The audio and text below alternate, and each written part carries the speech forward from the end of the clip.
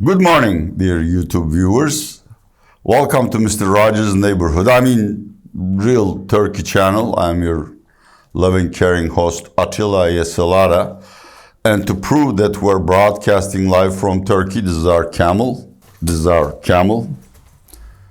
Zümküfil. As you know, camels are domestic to Turkey. And we all wear fezes and veils. You ignorant foreigners, you. I hope you survived Thanksgiving without indigestion or major stomach operation, or you live in a country where there is no Thanksgiving. But I'm fairly sure you didn't survive Black Friday, which is another nasty Christian habit that has arrived in Turkey, and there weren't many survivors. In one particular incident, there was such a rush on the store which offered real discounts that the whole window pane crashed and 3 clients were injured. Moderately. No one died. No one was seriously injured.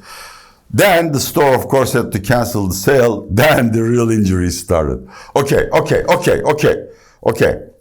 Enough BS. NATO summit. We're going to talk about the NATO summit. And I'm sure we're the only channel that's talking about the NATO summit, because none of the NATO members know what the summit is all about. Many suspect it is to stop Trump from shooting off his mouth at some leader like Merkel because she's German, and at Macron because he's an effeminate Frenchman. Okay, no more French jokes either. Hell, if I were about to be impeached, I would be shooting off my mouth at anyone. Who the hell cares? I'm going to get a presidential pardon anyhow. But for Turkey, the NATO summit is very critical. Mr. Erdogan is going there to hash out many issues, and the kind of lessons that he learns there, or the kind of impressions that he gets there, will probably result in important course changes in Turkish diplomacy. This is why I wanted to bring the NATO summit to the attention of our multitude of watchers. What is Turkey's bond with NATO? First of all, Turkey wants NATO to acknowledge that our military incursion to Syria, called Operation Peace Spring, is legitimate and it should be supported by NATO. I think Turkey wants some kind of military support, or at least a guarantee that the safe zone will be defended by NATO if it comes to it. Perhaps, again, this is my speculation, Erdogan wants some kind of financial contribution from members of the NATO, not the institution, which doesn't have such a facility, to help finance the resettlement of Syrian refugees.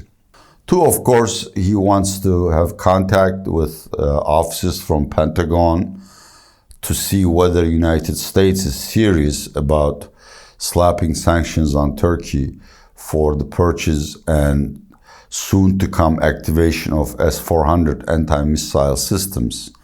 To recap the latest developments briefly, Turkey tested the radar systems of the first S-400 battery. I don't think that was a provocation against the United States. It was just a routine military matter, perhaps to see that S-400s can really distinguish between enemy and hostile targets, bogies.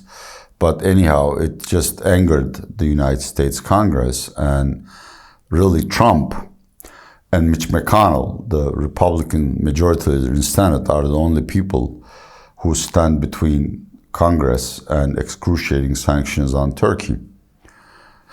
3, of course, there are a lot of members which want to excommunicate Turkey from NATO because we're causing a lot of trouble from their perspective. For instance, we wouldn't sign up to a NATO plan to activate or to prepare a rapid deployment force in case Baltic countries or Poland are attacked by the Ruskies. Turkey doesn't want to approve this plan because, as I've said, NATO doesn't want to help us in Syria without taking sides or saying that either act is legitimate.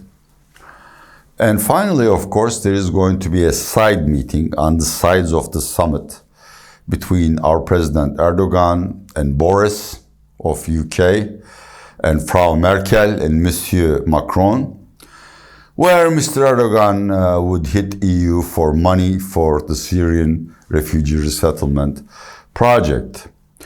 This is a very ambitious agenda and very little is likely to come out of it.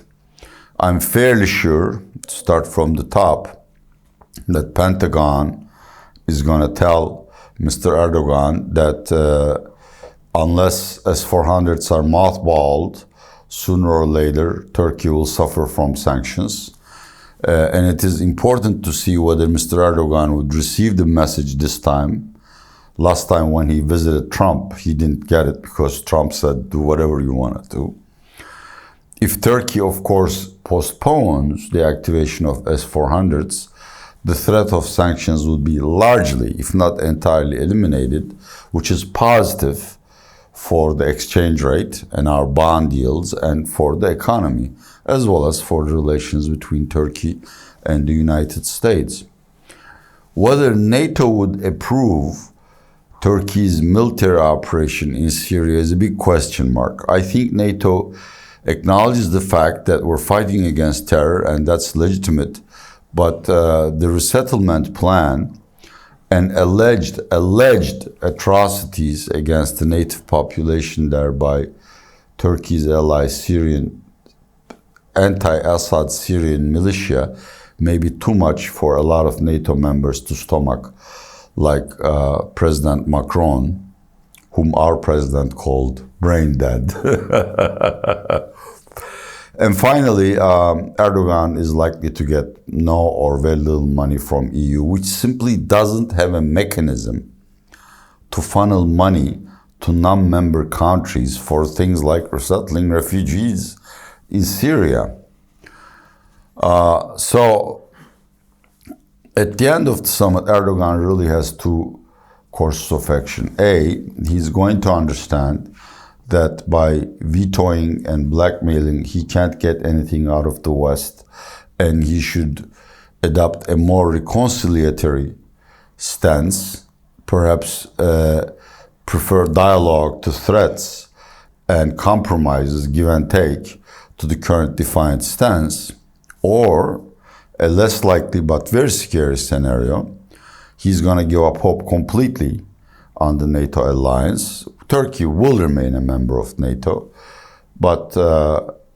Erdogan would completely return to the Russia and Iran fold, and Turkey will become not only politically, but also economically dependent on Russia, which is an issue I will be talking about in the upcoming weeks.